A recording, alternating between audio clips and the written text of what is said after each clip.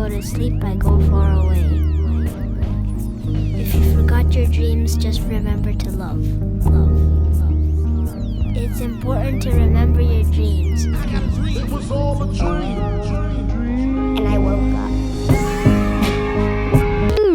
Then we had something from a record like... Melanin is a molecule, but what you have to really look at is carbon. Carbon is the atom. It's like cosmic glue. You have other atoms or elements, but you basically have four major on the earth: oxygen, nitrogen, hydrogen, and carbon. You can put no more than four together: nitrogen, hydrogen, oxygen. You could put part hydrogen, 2 parts of oxygen together, you have water. You can put 2 parts hydrogen, 2 parts oxygen together, and you have hydrogen peroxide. You can do the same thing with nitrogen, but you can't put no more than 4 atoms together to create anything. Once you introduce carbon, the black, you create the millions and billions of molecules that exist. Carbon is the cosmic glue. It is the evidence of everything and all that exists. Because when you go outside, you look up into the heavens, what do you see? You see blackness. That's cosmic melanin. But the way in which it represents itself on the planet comes from the greenness in plants and basically the melanin that is in human beings and animals too. And so melanin is a molecule that becomes very important as it relates to life. That is why you judge, you have the carbon-14, nitrogen-14 dating. Because you can tell how old something is by the life of the carbon that's within that particular thing that you're looking at, the organism that you're looking at.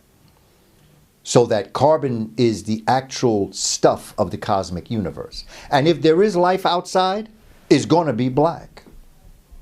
So don't be bringing no Europeans down here as extraterrestrials, because they don't exist. When the spacemen come from outer space, they're going to be black, or brown, or melanated, because that's the stuff of the universe. Stars are known as nanodiamonds.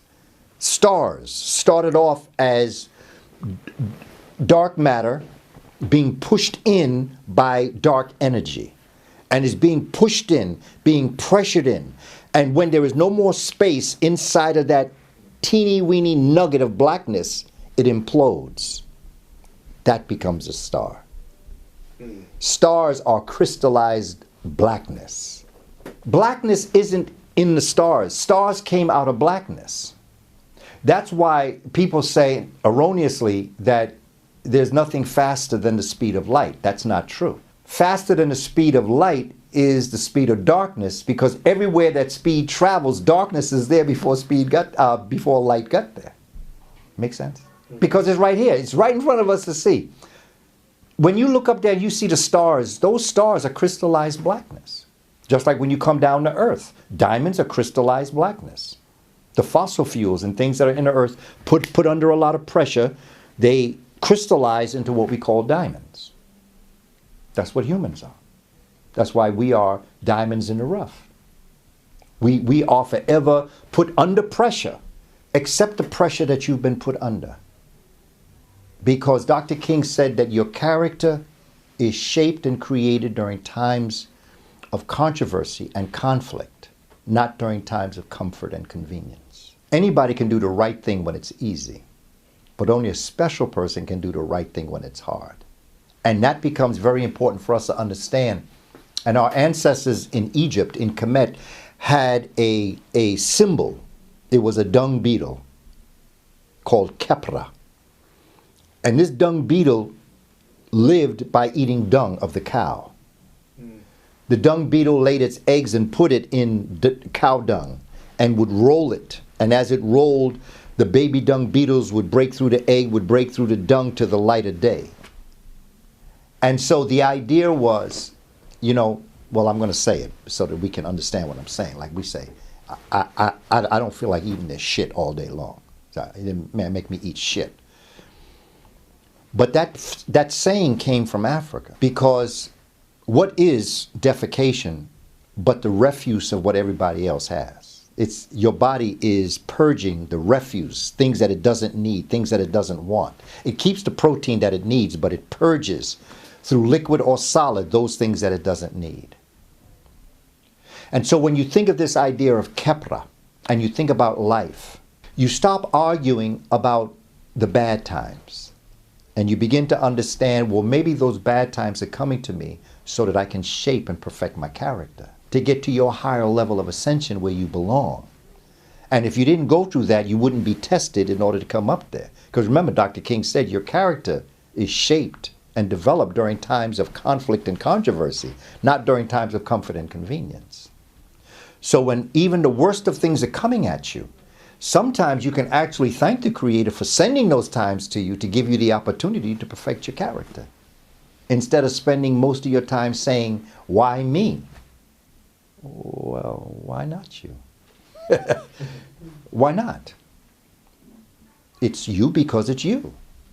It's not what happens to you that's important.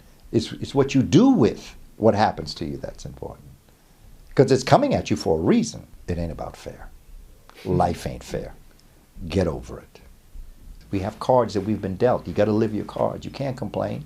And what the society realizes is that if black folk get themselves together, this is over for them. It's over. It's simply over for them. If we could get our children where they need to be. When you look at what Michael Jordan did in basketball, when you think about what Tiger Woods did in golf, and what the Williams sisters have done in tennis with all those young sisters that are coming up now. The other one the other day became the youngest tennis player. The Williams sisters opened up a psychological door for young women. Tiger Woods opened up a psychological door for blacks in golf. We can change the game. We can change the way we teach and learn. We can change the very structure of knowledge and wisdom to apply it with the spirit of Malcolm and Harriet Tubman. We can then take all this stuff to a whole nother level where no one can tell us that there's an achievement gap. I want to just give you a sense of what melanin is. When you speak of the word melanin, you usually think of what you see in terms of the color of a person's skin. Well, certainly melanin does relate to a pigment. That is certainly true. But it's more than just a pigment because it has qualities that helps it to function within this universe. So when we speak of what I wrote in chapter 3, which is really the most important chapter of the book, to home in on what it is that melanin does, there are some advantages to having melanin functioning in the body. And there are 3 that you can think of to put in your mind. One is a neutralizer of free radicals, or a neutralizer of toxic substances within the body. So it's a neutralizer. So as we're going through this discussion, try to remember, it's not just the skin melanin we're talking about.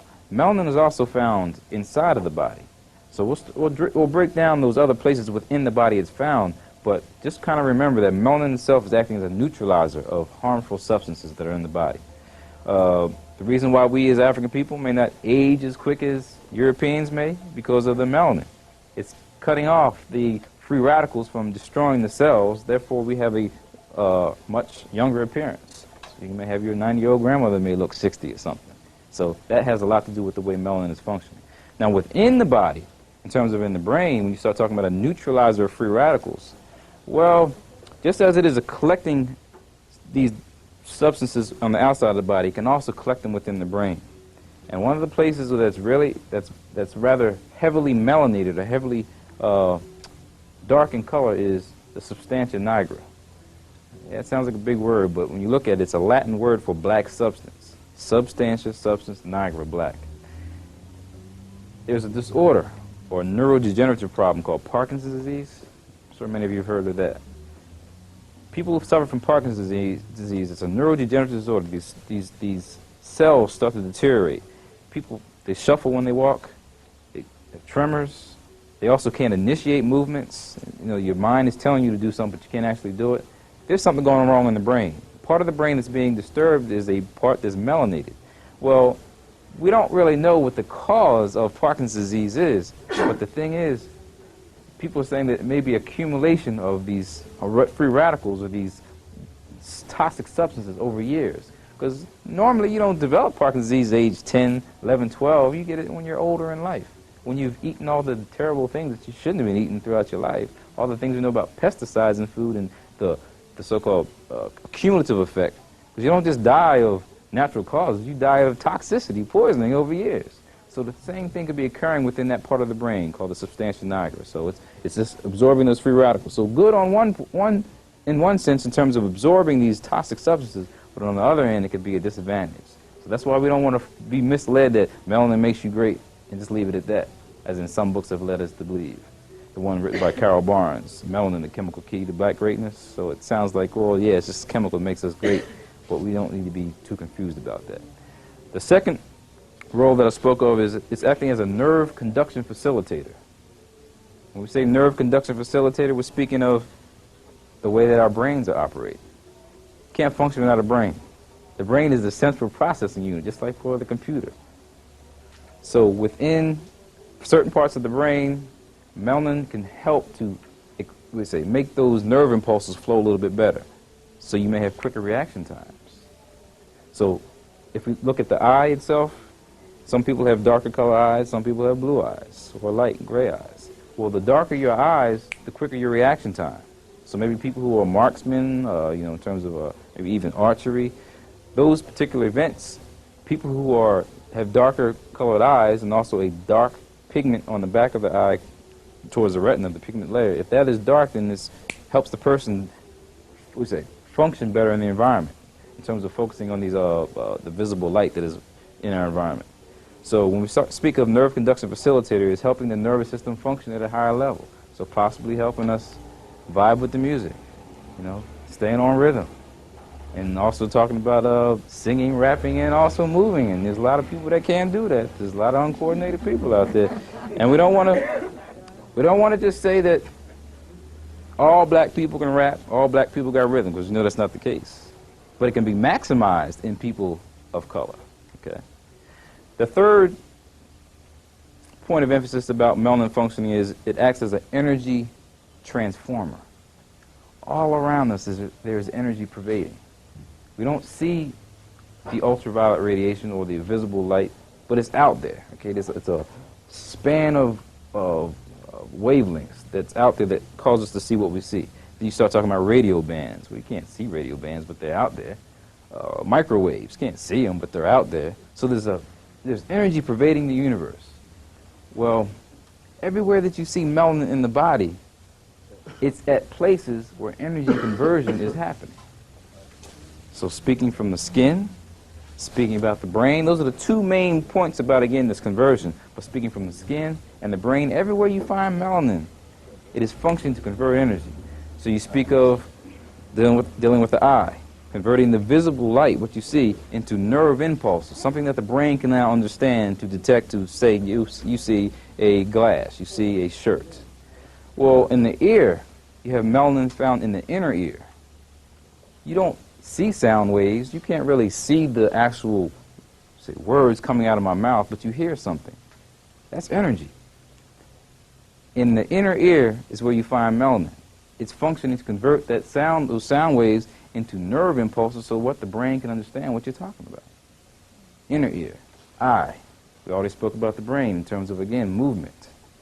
So all those places in the body where you talk about energy conversion, you find melanin.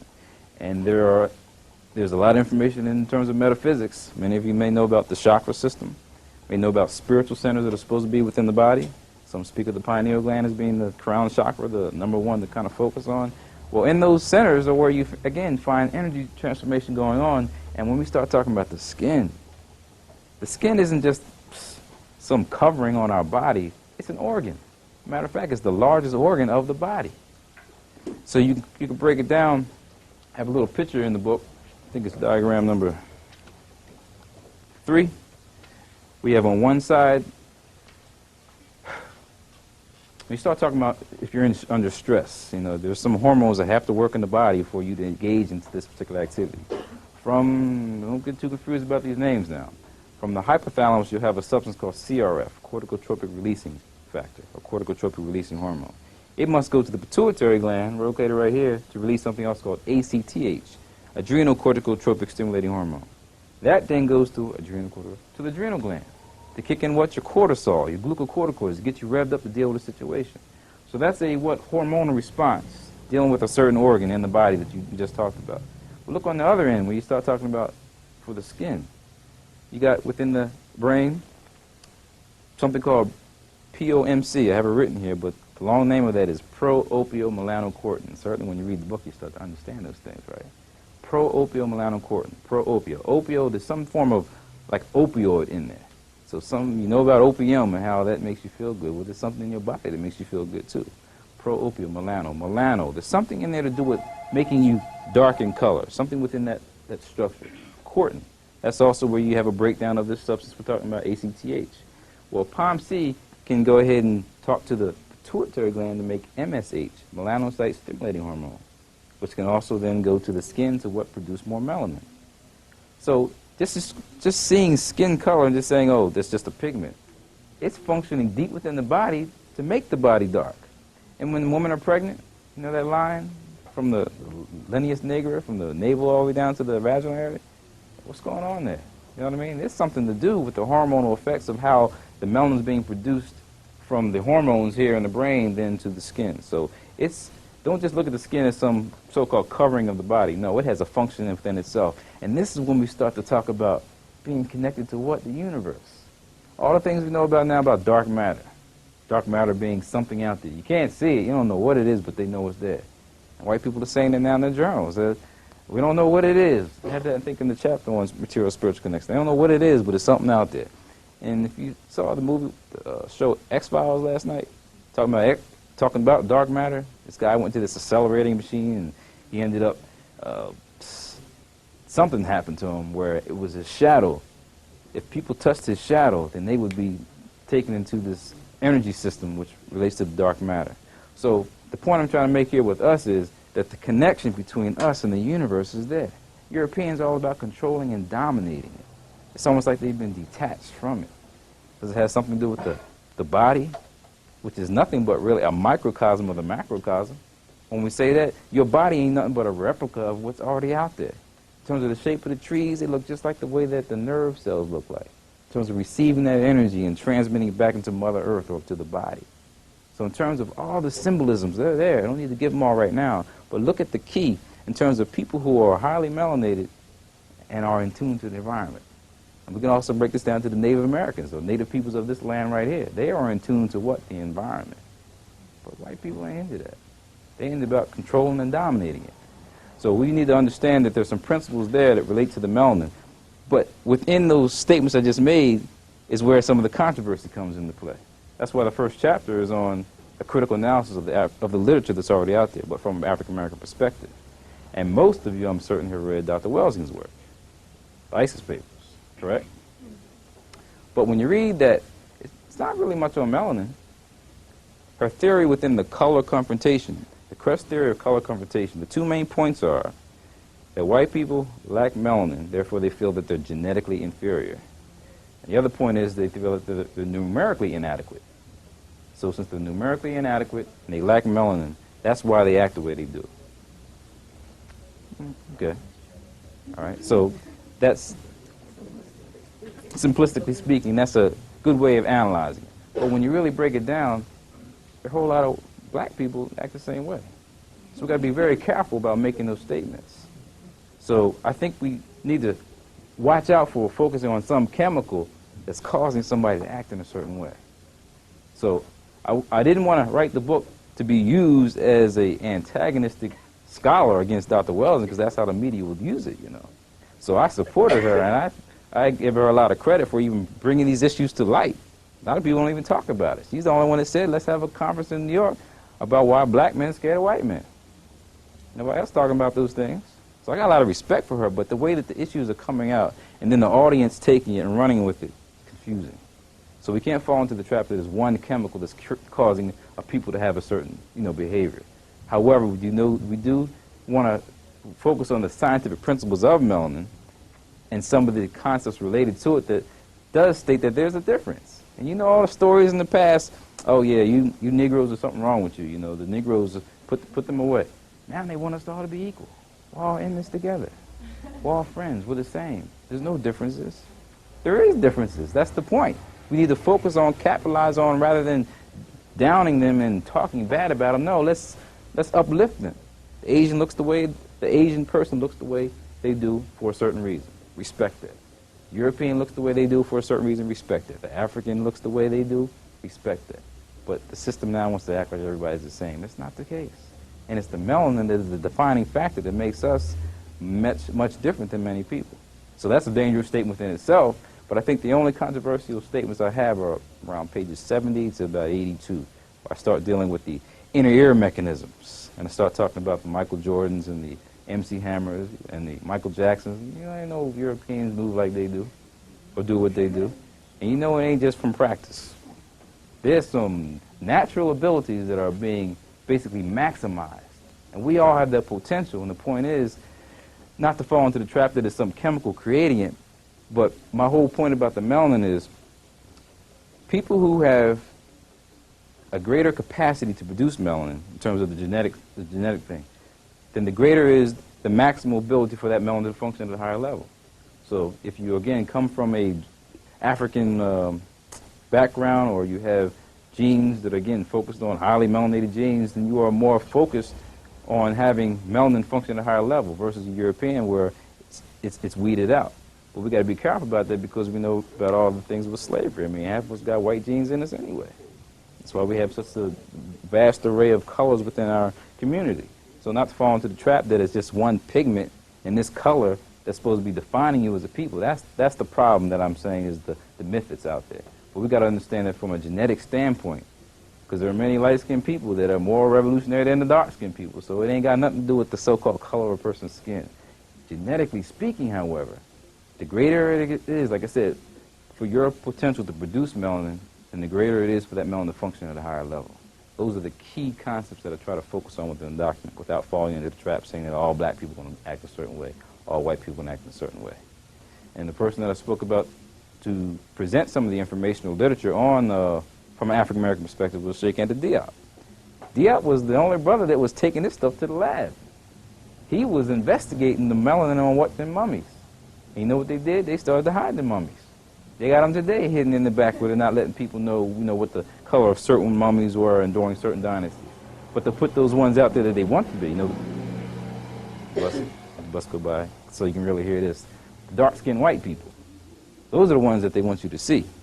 It's a fallacy, though, because we know about, again, the dynasties that were building things were African dynasties, period, no question. But the images that you start to put there for the people to see starts to mix people up. And Diop took him 10 years to get his PhD. I got ultimate respect for the brother who was putting out information that was questioning everything that his so-called superiors knew.